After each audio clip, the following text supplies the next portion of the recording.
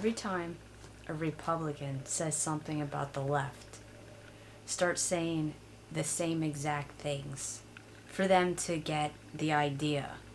You know, I'm rubber, you're glue, whatever you say to me sticks back onto you type of shit. They want to act like children, you act like children too.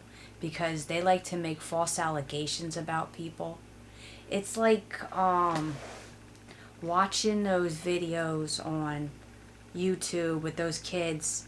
You know, they get caught red-handed. They got chocolate all over their face, powder all over the floor. You know, they're coloring themselves or they're coloring their sister or brother. And the parents ask, you know, did you do this? And of course they'll say, no. Well, who did it? They'll say, mommy, sister, the dog. That's what Republicans are good at doing. And that's why I wrote, you know, when I see those videos, I said, it wasn't me. It was the left. The left did that. Even Trump, he says, I take no responsibility. If you don't believe me, just look it up. He says stuff like that. And that's why I said with these kids, you know, with them blaming other people, and even when they're caught red-handed, they're the future Republicans. And they will turn around and say the left did it. Because they've been doing it for years. So, I basically told somebody that was saying that, well, if this person was still alive, he probably would end up trying to vote for Donald Trump. It was some sick guy that passed away. And he passed away because the healthcare system sucks. Trump didn't fix that. And you have this one guy saying about that it was some type of genetic disorder, that they only lived to their 40s and all this and that. There's no way they could save them. Bull freaking shit. If we had if the war on drugs ended, you would have better cures. I'm 100% you would. You know, before people that were suffering from HIV and shit could not survive. But now in these times they can with these pills. And all these other STDs that people have developed.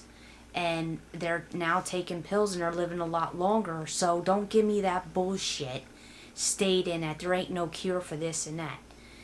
There may not be a cure yet for certain things, but it's managed through medication. Okay? And I think, you know, if we ended the war on drugs, people would experiment more. And that's how doctors did it in the past. I look up my history. I don't fucking listen to what other people tell me and the people that went off to school and stuff like that. I look up other history of generous people that have went to higher education and felt as though that they wanted to give back to the world, and they shared what their knowledge of what they knew.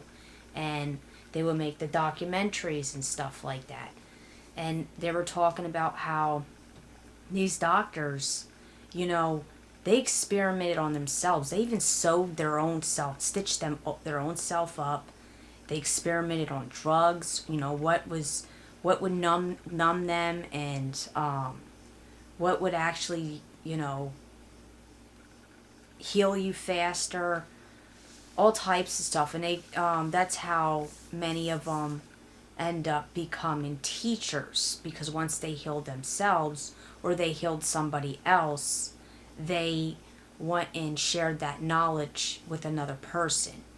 And then of course somebody that knew how to read and write. You think that just because you are extremely good at writing and spelling that you're so highly intelligent. I noticed that about certain people who are very good at spelling and writing. But what they're not good at doing is thinking outside the box. But they assume because of they can write and spell really good and you can't, you're a dumbass.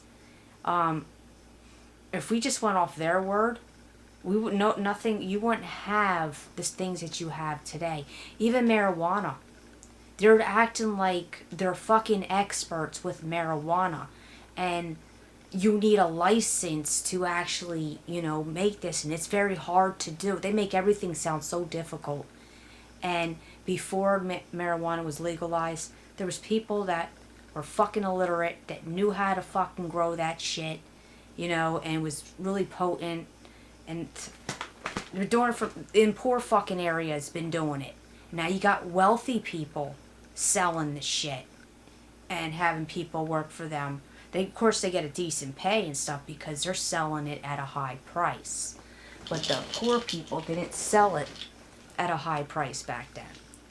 They were just, what their passion was to heal and to make people happy.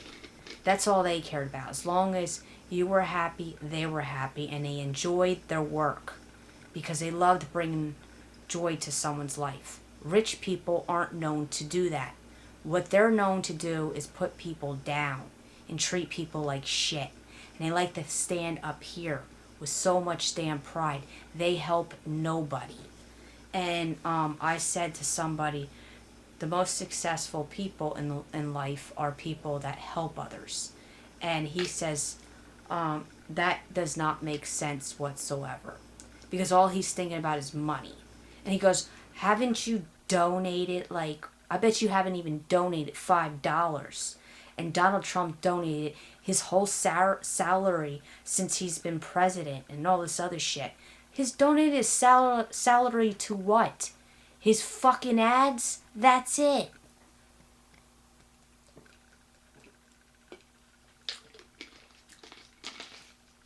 I mean, come on, man. The stupidity that these people freaking say. His investments were motels, gambling, freaking beauty pageants and shit like that. Nothing like to bring joy to somebody's life. It's all about greed. Majority of the things that even golf, boring shit. Golf, in my opinion, I always thought that shit was boring as fuck. And watching people standing on stage going like this, and I don't think that's fucking fun. I think that's boring to watch. I wouldn't want to watch this. I don't like watching catwalk shit and beauty pageants. I never did. But those boring people, they think so highly of themselves. They think that's because it's classy in their eyes. I just find it a fucking boring, checkerboard fucking life. It's boring. I never even liked chess or any of that shit. And they think they're so highly intelligent because they do stuff like that. And who the fuck wants to live like that?